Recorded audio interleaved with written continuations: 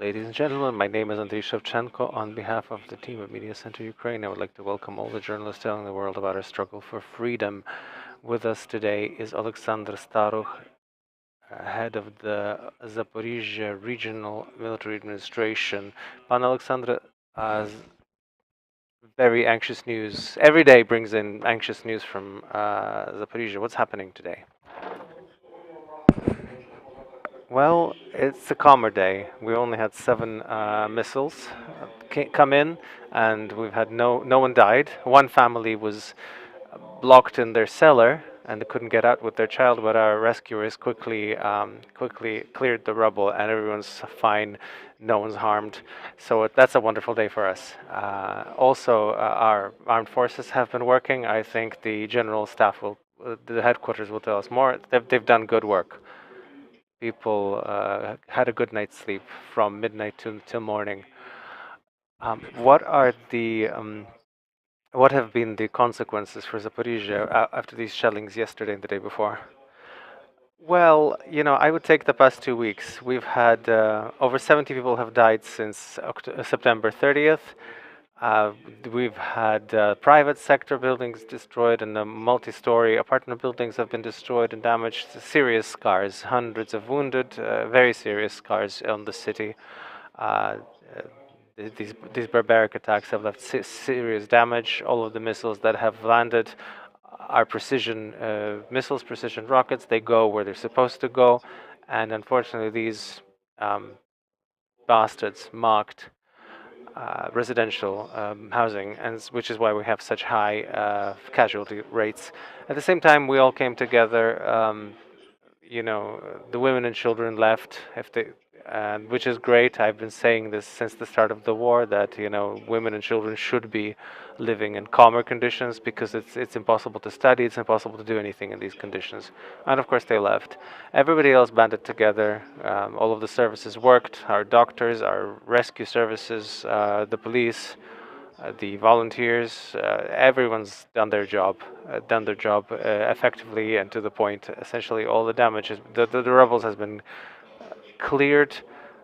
Uh, there is still work to be done where we've had a 9-story building taken down by 1-ton missiles. There still needs strengthening so that it doesn't collapse on those who are trying to clear the rubble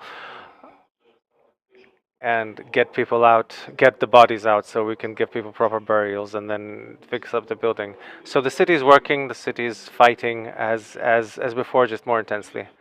Could you give us a sense of the geography? What districts of the city, what areas of the city are the most dangerous, and also the region? What part of the region, what part of the oblast is the main, is taking the most hits? I can't talk about that because tomorrow a missile will come in to a different area, and then they'll say Shevchenko and the head of the military administration have been guiding the artillery. They're taking area by area, one area one day, another area another. Then we've had an area that hadn't been hit before. So I mean it's probably just kind of chessboard. They're terrorizing the population and destroying objects, but. Next to what's happening in Zaporizhzhia right now, Zaporizhzhia has sensed that very strongly in the past month. Prior to this, we've had Hulaypole and Orikhiv. This was the same thing every day for them. Unfortunately, 7 died in Orikhovo yesterday, and 5 in Orikhovo and 2 in Stepnohirsk. And the 2 electricians who were constantly fixing the infrastructure and the power supply, they came out between shellings. They thought they would manage to get something done to ensure power supply, and then more shelling started. 2 of them died. So they're true heroes. They did their job until the end, and they show that it's not just at the front line, but also everyone at our place are doing their work. It's very important to ensure the strength of the rear. Stepnohirsk, Orikhiv, Hulaypole are living in this kind of conditions every day. These are tens and tens. These are dozens of shellings every day, and so. Thankfully, like 80% people have left, but not everyone. But I really hope that people will leave these territories, evacuate these territories, wait it out in a calmer place. I'm sure we'll fight it all, return home, and build it back up. the important thing is to save your life and your health so that there's a reason to rebuild. When they ask you why Russia ought to be recognized as a state sponsor of terrorism, what would your answer be? First of all, because it's the truth. It's just the basic matter of fact. It's not even a sponsor of terrorism, it's a terrorist. They're destroying, killing indiscriminately peaceful civilians. They're killing people. This is in violation of all right, rights, of all rules, of all human rules and rules of war. And the world community has to take a stance on this because you have to call things as they are. And I think if this step is taken, it will have legal consequences. Also for the financial and economic and trade system of this country, of this terrorist state, which will of course weaken it economically. So I think this should be done in any case. If people disagree, I welcome them to come to Orikhovo or to Zaporizhzhia or to Stepnohirsk and then live on the line and experience all the wonders of the terrorist policy of the state. Do you have any additional information about the explosion in Melitopol that happened this morning? We've had information that a car was blown up there. Things blow up regularly in Melitopol and Tokmak. They either smoke badly or whatever. It's all the time. This is constant explosions. I'm sure you will hear additional information from the military command in time. I have a final question. What changed in the occupied territory, in the occupied part of the Zaporizhzhia region after the so-called annexation of the Ukrainian regions? Well, there's no annexation. The occupation is ongoing.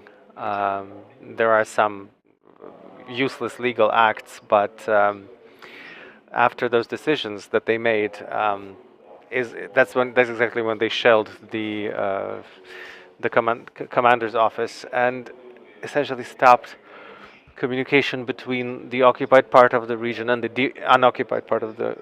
Right now, it's open, but the flow of people who can evacuate has slowed down to a trickle. Over the past 24 hours, we've had like 60 people a day, even though we've had like 1,500 people a day evacuating those territories where living is extremely difficult because there's no gas, the power supply is questionable, and medical care is extremely limited. And the social economic life is extremely limited. So what happened is that they started pushing harder. 529 people have been kidnapped. Over 200 of them are still held hostage in those territories, and they've stopped letting people evacuate. Essentially, this is a significant systemic change. Has the occupier started acting differently? Have the occupiers started acting differently in any way? No, not really. I mean, it's the same sort of thuggish, scoundrelly behavior. These are all shades of the same darkness, which is why we have to unite, which we have to liberate all of our history and help everyone we can, help the army hold the rear. It's difficult, but a lot depends on the rear as well. We will. Oleksandr Starukh, head of the Zaporizhzhia Regional Military Administration, from the city and the region that in the past few weeks has been taking unending punishment from the Russian occupiers. Pan Oleksandr, thank you very much. We welcome all the journalists to follow our announcements. Stand with Ukraine.